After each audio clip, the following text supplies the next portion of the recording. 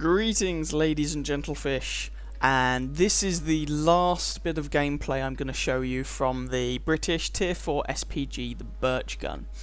Unlike a lot of the games I've shown you in this, that were Tier 6 games and we were bottom tier, this is a Tier 4 game. Now this has its pros and cons. On the one hand, the gun on the Birch gun is a little bit puny, so having softer targets to shoot at is good. On the other hand, Tier 4 targets, or Tier 4 and 3 targets, tend to be smaller, so they tend to be harder to hit, and often it's composed mainly, or at least in no small part, of light tanks, and light tanks tend to be small, fast little buggers that are a pain to try and land a shot on. So, lower tier matches don't always favour you as an artillery player, I must admit, and there are other tanks for which that is sometimes true. Nonetheless, did you see that that tree fall down? Well, I apparently either didn't see it or decided that it wasn't worth taking a blind shot. I really don't know why I did that. Looking back on it, that was clearly a situation where I should have taken a blind shot. I'll reload quickly enough anyway, and just seen if I could do any cheeky early damage. I have that shot against the M3 Lee, but the Marder already killed him before our shell landed.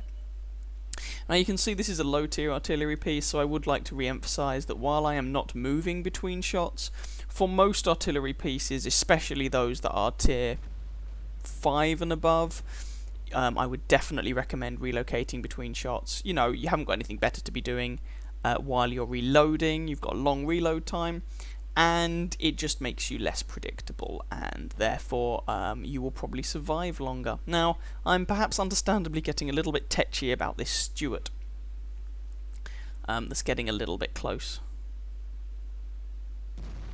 I have a shot, I manage to hit him, and the Matilda finishes the guy off. And at that point I do decide to move, because that Stuart has almost guaranteed to have spotted me.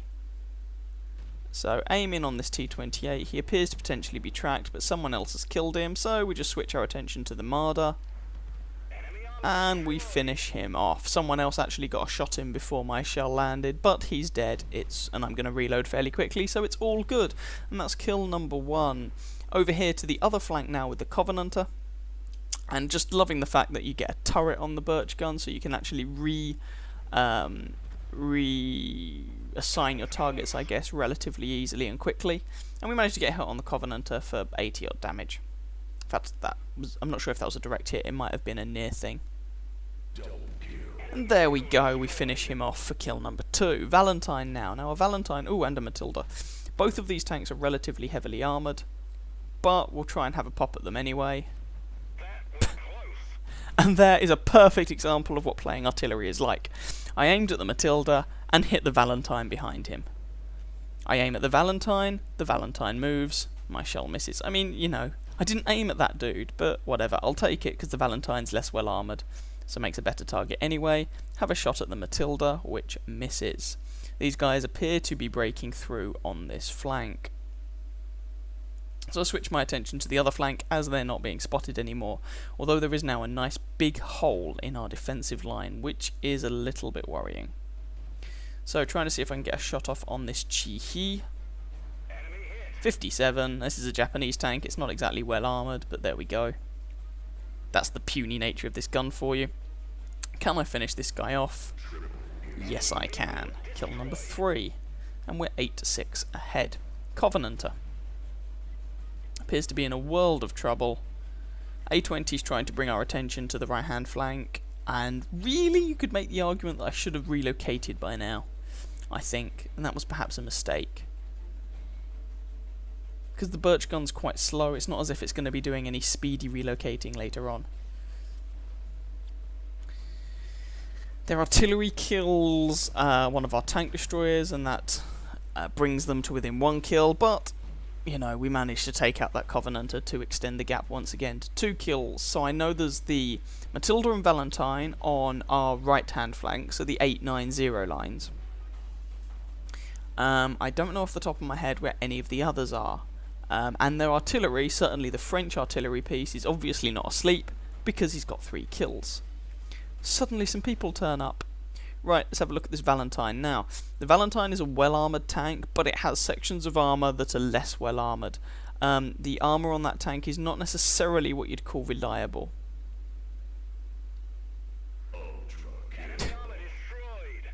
And we managed to take him out, finish him off. And that was kill number 4, and a useful kill on the Valentine there. In fact, it looked like I killed him without a direct hit, which for this gun is incredibly unusual, especially against a Valentine. You'd think that would have the armour to shrug it off, but never mind. Maybe someone else had shot him and he was on really, really low health. So there's a tank destroyer, M8A1.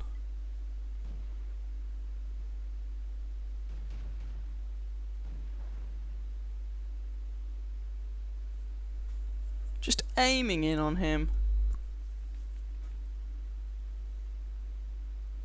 Oh, he'd moved and the Matilda takes him out. Fair enough. So it's just the Hetzer and the 2 artillery remaining. And I'm not sure if I'm actually going to land any more shots this game. But I decided to move because the rest of this map is essentially currently out of my range.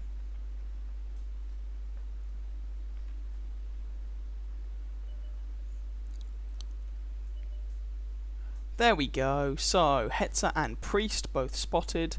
The Hetzer's taking a battering, so I'm aiming in on the Priest.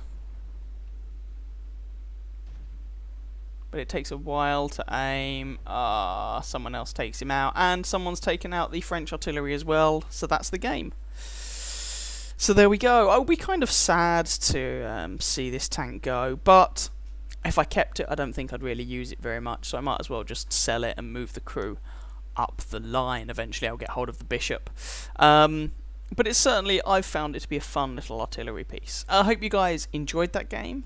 If you did, please feel free to catch some of my other videos and or subscribe to my channel, and I wish you very happy hunting on that battlefield. Ciao ciao.